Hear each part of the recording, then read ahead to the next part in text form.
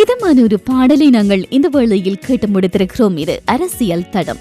அரசியல் தடம் நிகழ்ச்சியில் ஒவ்வொரு பகுதியிலும் ஒவ்வொரு விடயங்கள் உங்களுக்காக விளம்பர காத்திருக்கிறது.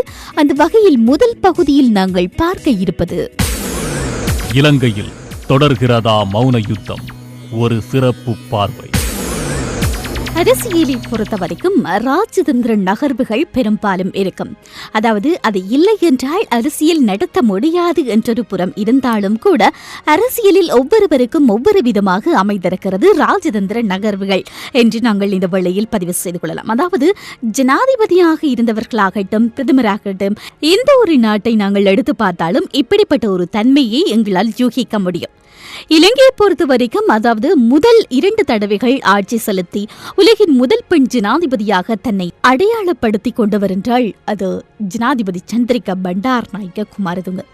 அதாவது அரசியலுக்குள் நுழைந்து கொண்டு தான் ஒரு கைம்பெண் என்பதை காட்டியும் பெண் என்ற அனுதாபத்தையும் கொண்டு அரசியலில் எதுவுமே பார்த்தீங்க அப்படின்னு சொன்னால் இலங்கையின் முதல் பெண்மணியாக தெரிவு செய்யப்பட்டதோடு இதையும் சாதிக்க முடியும் என்ற ஒரு நம்பிக்கையோடு அரசியலில் நுழைந்தவர் என்ற ஒரு விடயத்தை கூட நாங்கள் இந்த வேளையில் பதிவு செய்து கொள்ளலாம். அதையும் தாண்டி அடுத்த கட்டமாக பார்த்தீங்க அப்படின்னு சொன்னால் அதாவது இலங்கை அரசியலை பொறுத்த வரைக்கும் விடுதலை புலிகளை அழித்தால் மட்டுமே அரசியலில் நிலைத்திருக்க முடியும் என்ற ஒரு கூற்று சிங்கள மக்களிடையே பெரும்பாலும் இருந்தது என்ற ஒரு விடயத்தை நாம் பதிவு செய்து கொள்ளலாம். அதாவது அரசியலில் வாக்கு வங்கிகள் நிரம்பும் என்பதும் இலங்கையின் பெரும்பான்மை இனத்தின் மனநிலை அதற்கேற்றால் போலவே ஒவ்வொரு அரசாங்க தலைவர்களும் இன்று வரை செயற்படுகிறார்கள் என்பது உண்மையாக இருக்கிறது.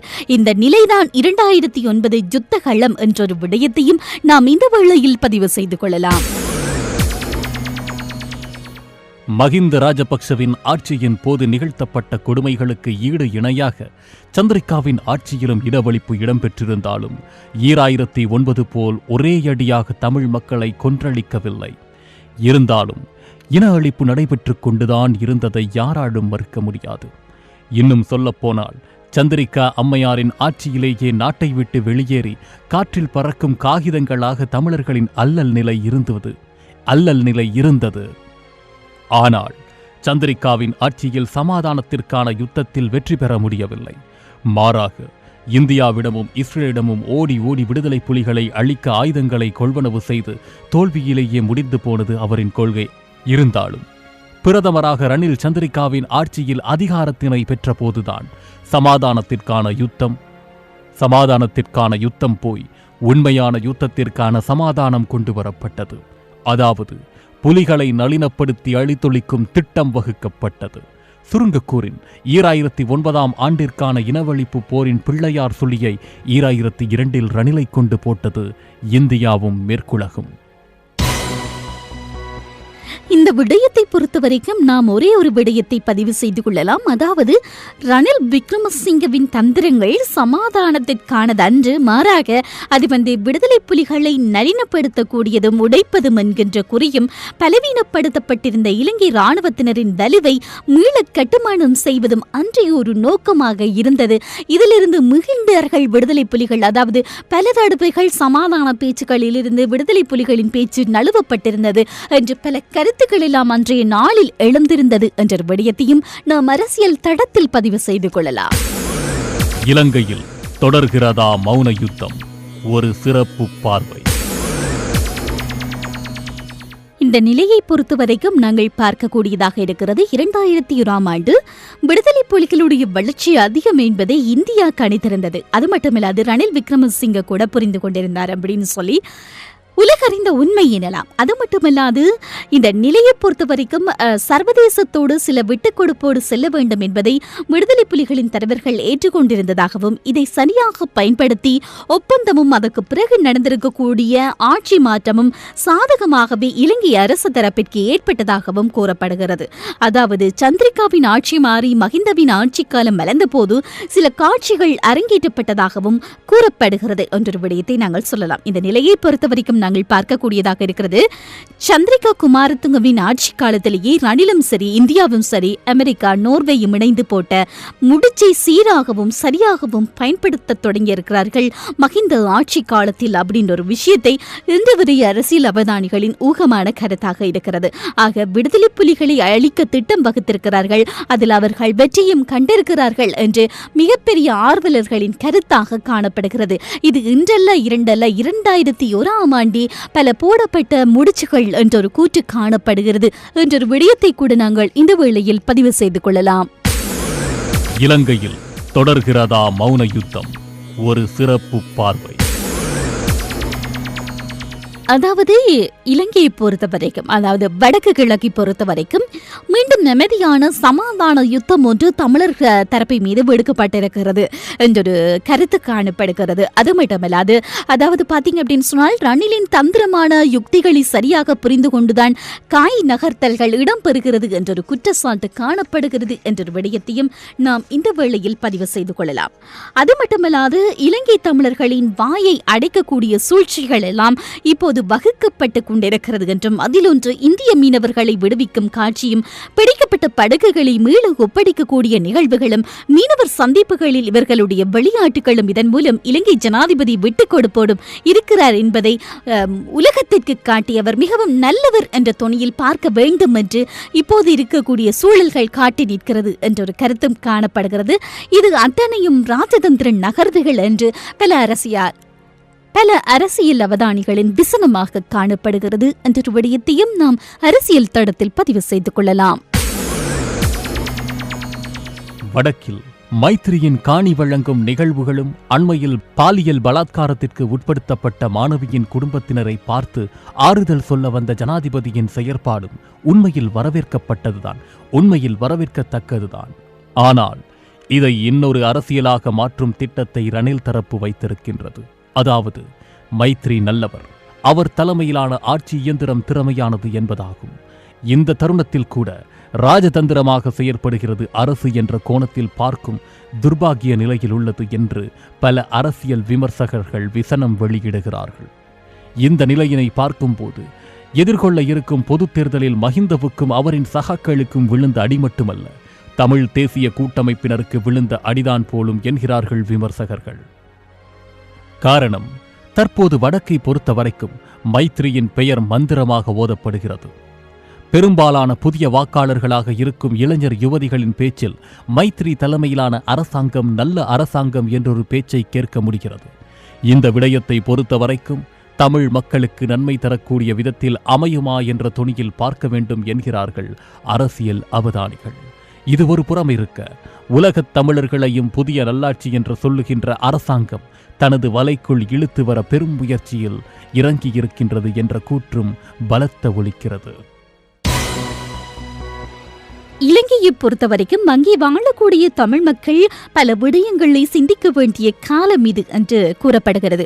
ஆனால் அவர்கள் சிந்தித்தாலும் கூட அவர்களுக்கான தீர்வு படியேனும் கிடைக்குமா என்பது மிக கேள்விக்குறியான ஒரு விடயம் தான். அது மட்டுமல்லாது, இப்போது நாங்கள் பார்த்தோம் அப்படின்னு சொன்னால் மக்கள் மத்தியை பொறுத்த வரைக்கும் மைத்ரிபால சிறிசேன நல்லவர் என்று காட்டிக்கொள்ளக்கூடிய ஒரு விதம் காணப்படுகிறது என்று கூறப்படுகிறது. அதாவது புங்குடுதீவில் இடம்பெற்றிருக்கக்கூடிய, அதாவது வித்யாவின் பாலியல் கொடுமைக்கு கூட அவர் நேரில் சென்று ஆறுதல் படுத்தியிருக்கக்கூடிய சம்பவம் ஒரு ஆறுதலாக இருந்தாலும் கூட அதுவும் ராஜதந்திர நகர்வா என்ற கோணத்தில் பார்க்க வேண்டும் என்கிறார்கள் அரசியல் அவதானிகள். ஆனால் எது எப்படி இருந்தாலும் கூட சர்வதேசத்திற்கு தமிழர்கள் தேவையில்லை, தமிழர்களுடைய பிரச்சனையே தேவையாக இருந்தது என்று மஹிந்த ஆட்சியில் இருக்கும் வரை இப்பொழுது அவர்களுக்கு மஹிந்தவும் தேவையில்லை, தமிழர்களுடைய பிரச்சனையும் தேவையில்லை என்ற கூற்று காணப்படுகிறது.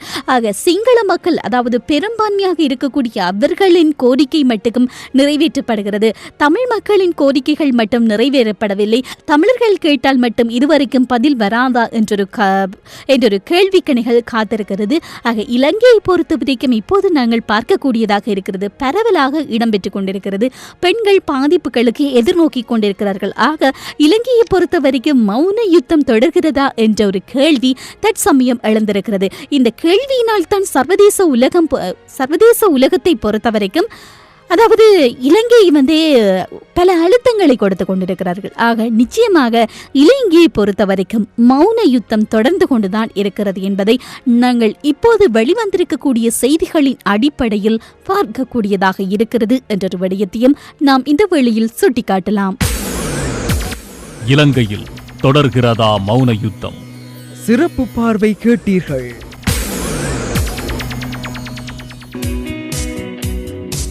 அரசியல் தடம் நிகழ்ச்சியோடு நாங்கள் இணைந்து கொண்டிருக்கிறோம். அரசியல் தடத்தில் அந்த வகையில் அடுத்ததாக நாம் பார்க்க இருப்பது அரசியல் அலசல். ஆபத்திட்ட தாக்குதல் என்ற பெயரில் பாதுகாப்பு படையினர் நிகழ்த்தக்கூடிய தாக்குதலை பற்றி தான் நாங்கள் இன்று அரசியல் அலசல் பகுதியில் பார்க்க இருக்கிறோம். அதாவது ஜம்மு காஷ்மீரின் பாரமுல்லா மாவட்டத்தை சேர்ந்திருக்கக்கூடிய 10ஆம் வகுப்பு மாணவன் ஹமீது நசீர் பட்டின் பார்வையை பறித்திருக்கிறது இந்த மாநில காவல்துறையினர் நடத்தியிருக்கக்கூடிய தாக்குதல். ஆக காவல்துறையினர் பயன்படுத்தியிருக்கக்கூடிய லேசர தோட்டாக்கள் தாக்கியதில் அந்த மாணவனின் வலது கண் கடுமையாக சேதமடைந்திருக்கிறது. ஆக ஆபத்தற்ற தாக்குதல் என்ற பெயரில் பாதுகாப்பு படையினர் நிகழ்த்தக்கூடிய தாக்குதலின் ஒரு பகுதி இது என்ற கூற்று காணப்படுகிறது. இது பாருங்கள், ஜம்மு காஷ்மீர் மாநிலத்தில் 2010 ஆயுதம் ஏந்தாத போராட்டக்காரர்கள் மீது பாதுகாப்பு படையினர் நடத்திய தாக்குதல்களில் பலர் கொல்லப்பட்டிருந்தார்கள். இந்த சம்பவங்களை தொடர்ந்து போராட்டங்களின் போது உயிரிழப்புகளை தவிர்க்கக்கூடிய வகையில், அதாவது உயிரிழப்புகளை தவிர்க்கக்கூடிய வகையில் மரணம் ஏற்படுத்தாத ஆயுதங்களை பாதுகாப்பு படையினருக்கும் காவல்துறையினருக்கும் வழங்கியிருந்தது அரசு. இந்த ஆயுதங்கள் போராட்டக்காரர்களை கலைக்க உதவுமே தவிர உயிரிழப்பை ஏற்படுத்தாது என்று கருதப்பட்டிருந்தது. தொடர்ந்து நாங்கள் பார்க்கக்கூடியதாக இருக்கிறது மிளகு கையெறி குண்டுகள், லேசுரக தோட்டாக்களை உமிழக்கூடிய துப்பாக்கிகள் போன்ற ஆயுதங்களை இதற்காக மத்திய அரசு வாங்கியிருந்தது. இருந்தாலும் கூட காஷ்மீர் போன்ற இடங்களில் இதுபோன்ற ஆபத்தற்ற ஆயுதங்களை அறிமுகப்படுத்துவது அப்படின்றது எவ்வளவு அபத்தமானது என்றது விரைவில் தெரிய வந்திருக்கிறது. ஆக இந்த ஆயுதங்களை பயன்படுத்திய துணை ராணுவ படையினர் மற்றும் ஜம்மு காஷ்மீர் காவல்துறையினர் போராட்டங்களின் போது மிக அருகில் இருந்து போராட்டக்காரர்களின் தலை மற்றும் மார்பை குறிவைத்து தாக்குதல் நடத்தினார்கள் என்றொரு கூற்று காணப்படுகிறது என்ற விடயத்தையும் நாம் இந்த வேளையில் பதிவு செய்து கொள்ளலாம். அரசியல் அலசல். ஆபத்தற்ற தாக்குதல் என்ற பெயரில் பாதுகாப்பு படையினர் நிகழ்த்தியிருக்கக்கூடிய தாக்குதல் பற்றி இன்றைய அரசியல் அலசல் பகுதியில் நாங்கள் பார்த்துக் கொண்டிருக்கிறோம். அந்த வகையை பொறுத்தவரைக்கும் இப்போது நாங்கள் பார்க்கக்கூடியதாக இருக்கிறது அனந்த்நாக் பகுதியில் 2010ஆம் ஆண்டு ஆகஸ்ட் மாதத்தில் மார்பிலும் அடிவயிற்றிலும் லேசுரக தோட்டாக்களின் சிதறல்கள் பாய்ந்ததில் இர்ஷாத் அகமது பர்ரே அப்படின்னு சொல்லக்கூடிய 9 வயது சிறுவன் உயிரிழந்த போது மரணத்தை ஏற்படுத்தாத ஆயுதங்கள் அப்படின்னு சொல்லக்கூடிய பதமே எத்தனை போலியானது என்பதை உலகிற்கு அறிய செய்திருக்கிறது அப்படின்னு கூட நாங்கள் சொல்லலாம்.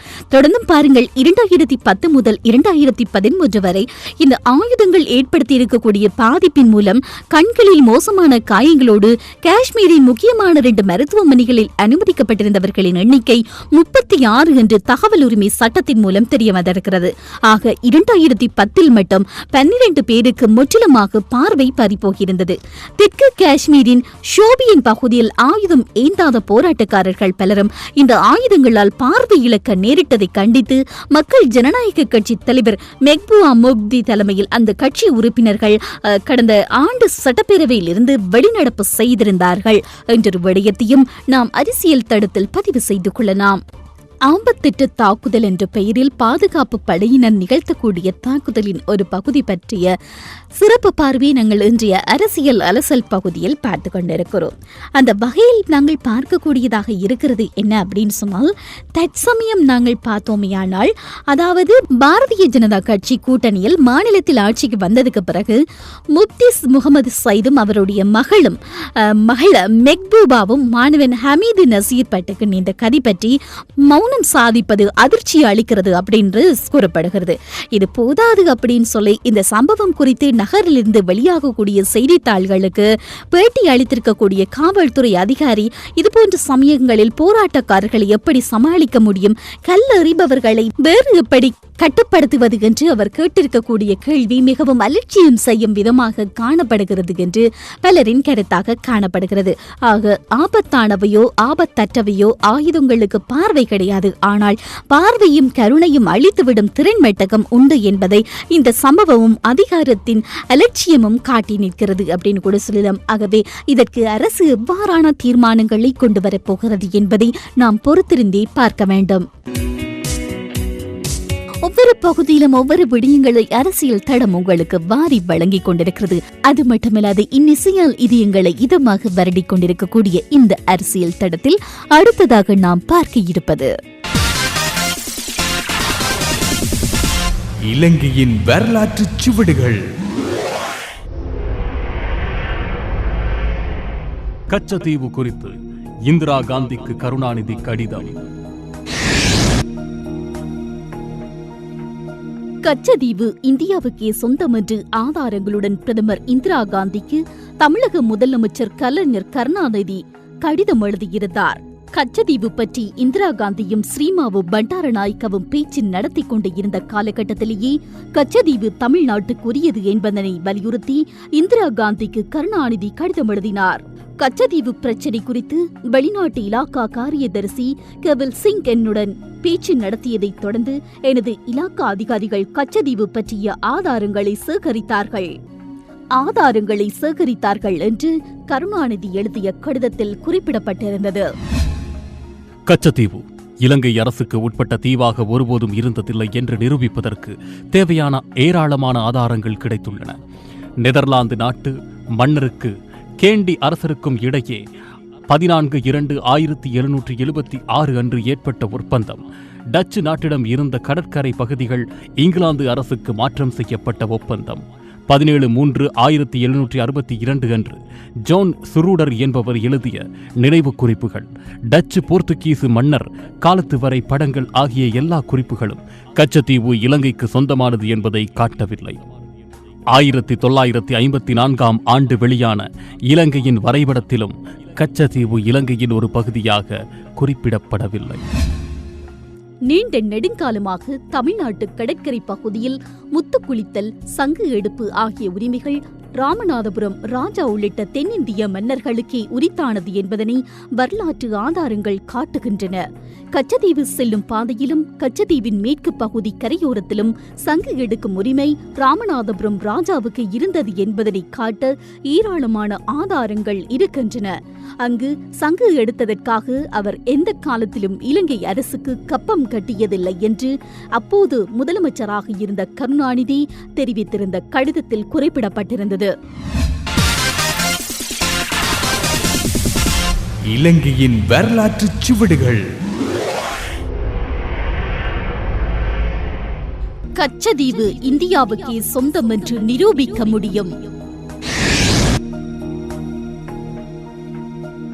இப்போது கிடைத்து இருக்கும் இந்த ஆதாரங்களை கொண்டு கச்சத்தீவு இந்தியாவின் ஒரு பகுதிதான் என்பதை எந்த அகில உலக கோர்ட்டிலும் எடுத்துக் கூறி நிரூபிக்க முடியும் என்று சென்னை சட்டக்கல்லூரியின் ஆராய்ச்சி பிரிவு கருத்து தெரிவித்திருக்கிறது. எனவே இலங்கை பிரதமர் இந்தியாவுக்கு வரும்பொழுது இந்த ஆதாரங்களை எடுத்துக்காட்டி கச்சத்தீவு இலங்கைக்கு சொந்தமானதல்ல என்று நிரூபிக்க முடியும் என்று எண்ணுகிறேன். இவ்வாறு அந்த கடிதத்தில் கருணாநிதி குறிப்பிட்டு இருந்தார். இந்த கடிதத்துக்கு பதில் ஏதும் வரவில்லை. கச்சத்தீவு தானம் குறித்து இந்திரா காந்தியும் ஸ்ரீமாவோ பண்டாரநாயக்கவும் ஒப்பந்தம் செய்து கொண்டனர். கச்சத்தீவு ஒப்பந்தத்திற்கு எதிர்ப்பு தெரிவிக்கும் வகையில் அனைத்து கட்சி தலைவர்கள் கூட்டத்தை சென்னை கோட்டையில் முதலமைச்சர் கருணாநிதி கூட்டினார். இந்த கூட்டம் 1974 ஜூன் 29 இடம்பெற்றது என்பது குறிப்பிடத்தக்கது. கூட்டத்தில் கலந்து கொண்ட தலைவர்கள் வருமாறு: பொன்னப்ப நாடார், AR மாரிமுத்து, திருப்பூர் மொய்தீன் முஸ்லிம் லீக் கட்சி சார்பில், அரங்கநாயகம் அதிமுக சார்பில், வெங்கடசாமி சுதந்திரா சார்பில், ES தியாகராஜன் தமிழரசு கழகம் சார்பில், AR பெருமாள் ஃபார்வர்ட் பிளாக் சார்பில், மணலி கந்தசாமி தமிழ்நாடு கம்யூனிஸ்ட் சார்பில் மட்டுமல்லாது மேல் சபையில் மாப்போ சிவஞானம் தமிழரசு கட்சி சார்பில், G சுவாமிநாதன் சுதந்திரா சார்பில், அப்துல் வஹாப் முஸ்லிம் லீக் சார்பில், ஆறுமுகசாமி இந்திரா காங்கிரஸ் சார்பில், சக்தி மோகன் ஃபார்வர்ட் பிளாக் சார்பில், AR தாமோதரன் ஐக்கிய கட்சி சார்பில் கூட்டத்தில் கீழ்க்கண்ட தீர்மானம் ஏகமனதாக நிறைவேற்றப்பட்டது. இந்தியாவுக்கு சொந்தமானது என்று நாம் கருதுவதும் தமிழ்நாட்டுக்கு நெருக்கமான உரிமை கொண்டாடுவதுமான கச்சதீவு பிரச்சனையில் மத்திய அரசு எடுத்துள்ள முடிவை இந்த கூட்டம் விவாதித்தது. தனது ஆழ்ந்த வருத்தத்தை தெரிவித்துக் கொள்வதோடு மத்திய அரசு இதனை மறுபரிசீலனை செய்து கச்சதீவின் மீது இந்தியாவுக்கு அரசு உரிமை இருக்கும் வகையில் ஒப்பந்தத்தை திருத்தி அமைத்து தமிழ்நாட்டு மக்களுடைய உணர்வுகளுக்கு மதிப்பு அளிக்க வேண்டும் என்று வற்புறுத்துகிறது என்று தீர்மானத்தில் கூறப்பட்டிருந்தது. இலங்கை வரலாற்றுச் சுவடுகள் தொடர்கிறது.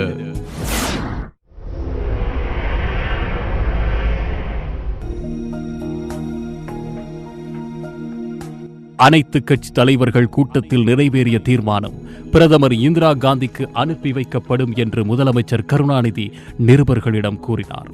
அவர் மேலும் சொல்லும் போது, கூட்டத்துக்கு வந்திருந்த அனைத்து கட்சி தலைவர்களும் தீர்மானத்தில் கையெழுத்து போட்டு ஒப்புதல் தெரிவித்து இருக்கிறார்கள். அதிமுக பிரதிநிதி தீர்மானத்தில் கையெழுத்து போட மறுத்துவிட்டு போய்விட்டார். கச்சதீவு பிரச்சனையில் தமிழ்நாடு அரசு ராஜினாமா செய்ய வேண்டும் என்று தீர்மானம் போடும்படி அவர் கூறினார். அது ஏற்றுக்கொள்ளப்படாததால் வெளியேறினார். இது காங்கிரஸ் உட்பட எல்லா கட்சிக்காரர்களுக்கும் கொடுத்த திருத்தங்களை ஏற்றுத்தான் இந்த தீர்மானம் முடிவு பெற்றிருக்கிறது என்று கருணாநிதி தெரிவித்திருந்தார். சட்டசபை தீர்மானம். தீர்மானத்தின் போது நிருபர் ஒருவர் கேள்வி எழுப்பினார். கச்சத்தீவு பற்றிய ஒப்பந்தத்தை நிறுத்தி வைப்பது என்றால் தமிழ்நாடு சட்டசபையில் தீர்மானம் நிறைவேற்ற வேண்டும், அது பற்றி உயர்நீதிமன்றத்திலும் வழக்கு தொடர வேண்டும் என்று ஜனசங்க தலைவர் வாஜ்பாய் கருத்து தெரிவித்திருக்கிறாரே என்ற கேள்விக்கு கருணாநிதி பதில் கூறினார். கோர்ட்டுக்கு போவது பற்றி நாம் எதுவும் சொல்வதற்கு இல்லை, சட்டசபையை கூட்டுவது பற்றி யோசிக்கலாம் என்று பதிலளித்தார். மத்திய அரசு வெளிநாட்டு இலாக்கா செயலாளர் கேவல் சிங் உங்களை சந்தித்த போது கச்சதீவை இலங்கைக்கு கொடுக்கப் போவதாக கூறினீர்களே என்று கேள்வி எழுப்பப்பட்டது. அப்போது கருணாநிதி அகதிகள் பிரச்சினை பற்றி தான் பேச வந்திருந்தார், இது முக்கியமாக பேசப்படவில்லை என்றும் அப்போதைய தமிழர்கள் இப்படியோர் ஒப்பந்தத்தை ஏற்றுக்கொள்ள மாட்டார்கள் என்பதையும் விளக்கி பதிலளித்திருந்தார் என்பது குறிப்பிடத்தக்கது. ஒப்பந்தம் கையெழுத்தாகிவிட்டதே, இனிமேல் எதுவும் திருத்தம் செய்ய முடியுமா என்று கேட்ட கேள்விக்கு மனம் உண்டானால் மார்க்கம் உண்டு, செய்யலாம் என்றார் கருணாநிதி. ஒப்பந்தம் கையெழுத்தாகும் நேரத்திலோ அல்லது முந்தின நாளோ தமிழக அரசின் சார்பில் முதலமைச்சரையோ அல்லது மற்ற அமைச்சர்களையோ டெல்லிக்கு அழைத்து பேசியிருக்கலாம். இந்த மாநில அரசை கலந்து கொள்ளாவிட்டாலும் மிக முக்கியமான பிரச்சனையில் பாராளுமன்றத்தில் உள்ள அனைத்து கட்சி தலைவர்களையாவது அழைத்து பிரதம மந்திரி சர்வகட்சி கூட்டத்தை கூட்டி அவர்களது கருத்துக்களை அறிந்திருக்கலாம். அப்படி செய்யாதது வருந்தத்தக்கது. கச்சதீவு பிரச்சினைகள் தமிழக அரசு ராஜினாமா செய்ய வேண்டும் என்று அதிமுகவினர் தெரிவித்திருந்தார்கள். இந்த நிலையில் கச்சதீவை இலங்கைக்கு கொடுத்துவிட்ட இந்திராவை ராஜினாமா செய்யும்படி சொல்ல தைரியம் இல்லாதவர்கள் எங்களை பார்த்து ராஜினாமா செய்ய சொல்கிறார்கள் என்று அப்போது முதலமைச்சராக இருந்த கருணாநிதி தெரிவித்திருந்தார் என்பது குறிப்பிடத்தக்கது. கச்சதீவு தானம் வழங்கப்பட்டது தொடர்பாக பாராளுமன்றத்தில் அமளி ஏற்பட்டது. அரசியல் தடம் நிகழ்ச்சியோடு நாங்கள் இணைந்து கொண்டிருக்கிறோம். இப்போது அரசியல் தடம் நிகழ்ச்சியில் அடுத்ததாக நாங்கள் பார்க்க இருப்பது, இன்று நாங்கள் நவீன யுகத்தில் வாழ்ந்து கொண்டிருக்கிறோம், இணையத்தின் வெளியே சுழன்று கொண்டிருக்கிறோம் என்று சொல்லலாம். இந்த இணையம் பல நன்மைகளை செய்தாலும் அதே சமயம் பல தீய விளைவுகளையும் ஏற்படுத்துகிறது. சரி, இப்ப சொல்ல வந்திருக்கக்கூடிய ஒரு விடயமும் அப்படித்தான். அதாவது கடந்த ஆண்டு உங்களுக்கு தெரிந்திருக்கும் அப்படின்னு சொல்லி நான் நினைக்கிறேன். இங்கிலாந்தில் அக்டோபர் மாதம் 25ஆம் தேதி ஜிதேந்திரா அப்படின்னு சொல்லக்கூடியவர் அவருடைய மனைவி மற்றும் மகள்களை கொலை செய்திருக்கக்கூடிய சம்பவம் பாத்தீங்க அப்படின்னு சொன்னால் விசாரணை நீதிமன்றத்தில் இருந்தது. அதுக்கு பிறகு பாத்தீங்க அப்படின்னு சொன்னால் 2 நாட்களுக்கு பிறகு அவர் உடலோடு வீட்டில் இருந்து அவர் தூக்கு போட்டு தற்கொலை செய்து கொண்டார் அப்படின்னு இருக்கக்கூடிய ஒரு சம்பவம் 2014 கடந்த ஆண்டில் வெளிவந்தான ஒரு செய்தி அப்படின்னு கூட சொல்லலாம். இந்த நிலையை பொறுத்த வரைக்கும் இந்த வழக்கு விசாரணையில் பல திடுக்கிடும் சம்பவங்கள் வெளியாக இருக்கிறது. இந்த நிலையில் என்ன விடயங்கள் வெளியாகி இருக்கிறது அப்படின்னு சொன்னால், ஜிதேந்திரா அப்படின்னு சொல்லி தூக்கு போட்டு இறந்தவர் பாத்தீங்க அப்படின்னு சொன்னால் தனக்கு ஐடி மேலாளராக பதவி உயர்வு கிடைத்ததால் வேலை பழுவால் மன அழுத்தத்தில் இருந்ததாகவும் இணையத்தில் ஒருவரின் கழுத்தை அறுத்து கொலை செய்வது எப்படி என்று தேடி படுத்து அதன் பிறகு தன்னுடைய குடும்பத்தாரை கொலை செய்திருக்கிறார் அப்படின்னு சொல்லக்கூடிய ஒரு விடயம் தற்சமயம் வெளியாகி இருக்கிறது என்ற விடயத்தை நாங்கள் சொல்லலாம். அடுத்ததாக நாங்கள் பார்க்கக்கூடியது மேற்கு வங்க மாநிலம் கொல்கத்தாவில் இடம்பெற்றிருக்கக்கூடிய சம்பவமாக இருக்கிறது. இஸ்லாமிய இளைஞர் ஒருவர் தாடி வைத்திருந்த காரணத்திற்காக பணி நீக்கம் செய்யப்பட்டிருக்கிறார் அப்படின்ற ஒரு விடயத்தை நாங்க சொல்லக்கூடியதாக இருக்கிறது. அதாவது கொல்கத்தாவில் முகமது இஸ்மாயில் அப்படின்னு சொல்லக்கூடியவர் கடந்த 6 ஆண்டுகளாக அதனை குரூப் அப்படின்னு சொல்லக்கூடிய ஒரு சுரங்க பிரிவின் பொது மேலாளராக இவர் பணியாற்றி இருக்கிறார். இந்த நிலையை பொறுத்த வரைக்கும் பாத்தீங்க அப்படின்னு சொன்னாலும் அவர் ஹஜ் புனித யாத்திரை போயிட்டு மே மாதம் தாடியோடு திரும்பி வந்ததாகவும் இதனால நிறுவனத்தில் கடந்த மார்ச் மாதம் வரை அவருடைய சம்பளம் பாதியாக குறைக்கப்பட்டதாகவும் சொல்லப்படுகிறது. தொடர்ந்தும் பாத்தீங்க அப்படின்னு சொன்னால் மீதி சம்பளத்தை அளிக்குமாறு அவர் கேட்டபோது பணி நீக்கம் செய்யப்பட்டதாக சொல்லப்படுகிறது. பாருங்கள், இதற்கு என்ன காரணம் அப்படின்னு பார்த்தோம் அப்படின்னு சொன்னால் சொந்த மண்ணில் தன்னை தீவிரவாதி என்று அழைப்பதை கேட்டு வருத்தமாக உள்ளது அப்படின்னு சொல்லி இவரை தீவிரவாதி அப்படின்னு சொல்லி முத்திரை குத்துவதற்கு முயன்றதாகவும் கூறப்படுகிறது. ஆக தாடியால் தன்னுடைய வேலை பறிபோனது என்று மனித உரிமைகள் ஆணையம் சிறுபான்மையினர் ஆணையம் முதல்வர் அலுவலகத்தை இஸ்மாயில் அணுகியும் எந்த பலனும் இதுவரை கிடைக்கல அப்படிங்கிறது ரொம்ப துன்பகரமான ஒரு விடயமாக இருக்கிறது. பாருங்க, அரசே பாராமுகமாக இருந்தால் இப்படிப்பட்டவர்கள் எங்கே நாடி செல்வார்கள்? ஒரு நிறுவனத்தில் தாடி வைத்தது குற்றமா என்ற ஒரு கேள்வி எழுகிறது. ஆக அரசு இப்படிப்பட்ட விடயங்களில் ஏன் தலையீடு செய்யாமல் இருக்கிறது? இது நிச்சயமாக தீர்க்கப்பட வேண்டும். அரசு தலையீடு செய்யவில்லை என்றால் யார் தீர்வை கொடுப்பார்கள், யார் தலையீடு செய்வார்கள் என்ற கேள்வி தொக்கி நிற்கிறது என்ற விடயத்தை கூட நாங்கள் இந்த தருணத்தில் சுட்டிக்காட்டலாம். இந்த உலகை நாங்கள் பார்க்கும் போது திரும்பி மிகவும் கொடூரமான சம்பவங்களையே நாங்கள் பார்க்கக்கூடியதாக இருக்கிறது.